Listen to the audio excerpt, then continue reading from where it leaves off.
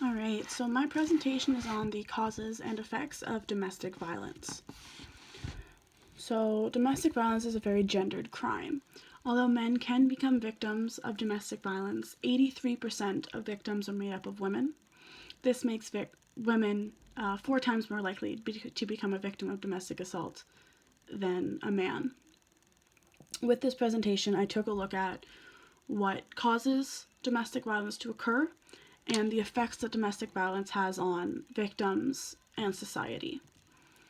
So, domestic violence is defined as aggressive or violent behavior within the home, typically involving a spouse or partner. Now, to expand on this, domestic violence isn't only physical, it also includes psychological and emotional violence, and it also affects more than just the victim. It affects children, families, and society as well. So, the first cause of domestic violence I want to talk about is the psychological and emotional effects. Or psychological and emotional contributing factors. So, this could stem from an abuser feeling the need to control their partner. This feeling can come from lack of trust, jealousy, lack of confidence, lack of self-esteem. It can also stem from the opposite, which is increased sense of entitlement, feeling that they are more important than their partner, feeling that their life is worth more. With this as well, domestic violence abusers may have difficulty controlling their rage or large bouts of emotion. So the second contributing factor I want to talk about is society. Society can play a huge role in in an abuser becoming abusive towards their partner. So this can include TV, movies, media, the news. Media tends to portray violence as okay and portray women as objects. This can cause an individual to believe that violence and abuse is okay. Another sociological or society contributing factor is very traditional or religious upbringings. These can cause individuals to feel that they're entitled to controlling their victims, their partners. They also may not view women as equals to them, which can contribute to abuse. The last contributing factor of society I want to talk about is peer pressure. So pressure from family, friends, even strangers to be more manly, to be more masculine within their relationship. So this can contribute to the development of controlling abusive behaviors and even violence within the relationship. So the first effect I want to talk about is the psychological and emotional effects. So a victim can develop a wide range of mental illnesses such as PTSD, anxiety, depression, suicidal thoughts, substance abuse, and alcohol abuse.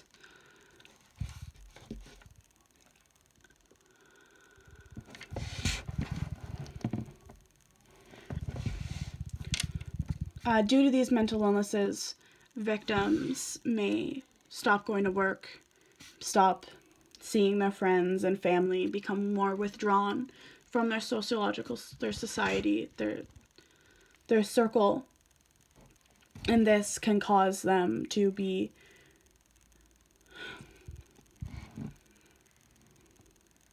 so due to the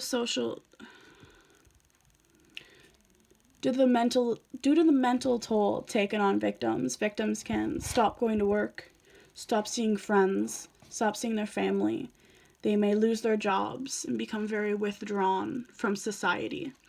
This can make it increasingly difficult for a victim to leave their abuser and find a safe place for themselves and their children. The next effect I want to talk about is the effect that domestic violence has on children.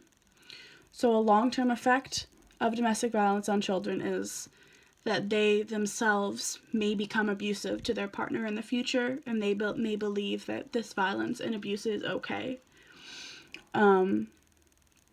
Children may develop similar mental illnesses to their abused parents, so anxiety, depression, PTSD, things along those lines. They also begin to have trouble with school, trouble with friends. They may become violent themselves.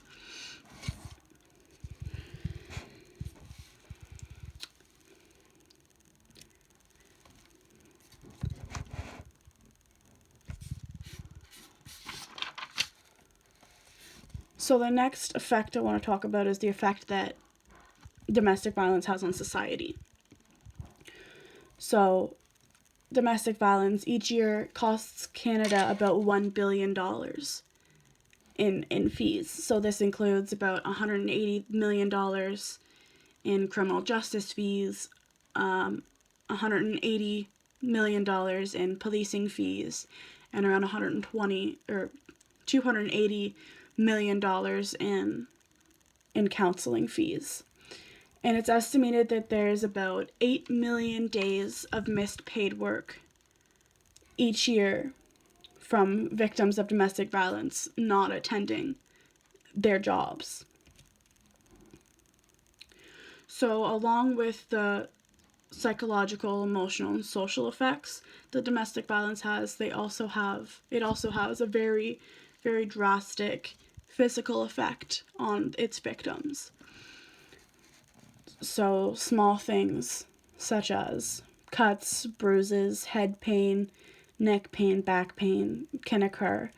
There's also factors such as sexual violence. So that can include rape, sexual assault, genital injury, pregnancy complications, loss of pregnancy, or sexually transmitted diseases and infections.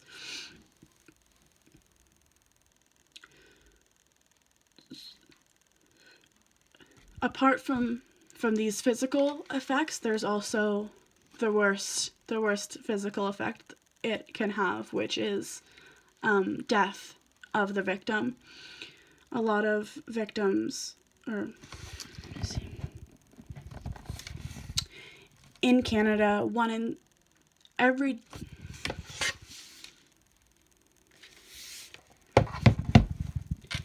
in Canada, statistically, every 6 days a woman is murdered by her partner. So some statistics I have here, around 362,000 children in Canada each year become a victim or witness domestic violence themselves.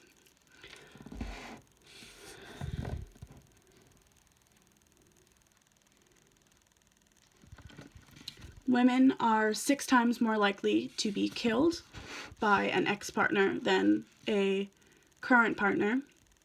This is because when a victim leaves, or when a woman leaves an abusive relationship, the partner begins to feel like they're losing control. So the violence escalates and the abuse escalates, leading to homicide. Another statistic is about 95% of family homicides in Canada are of women. So in conclusion, domestic violence is an incredibly awful offense, and more needs to be done to protect women and children from their abusers.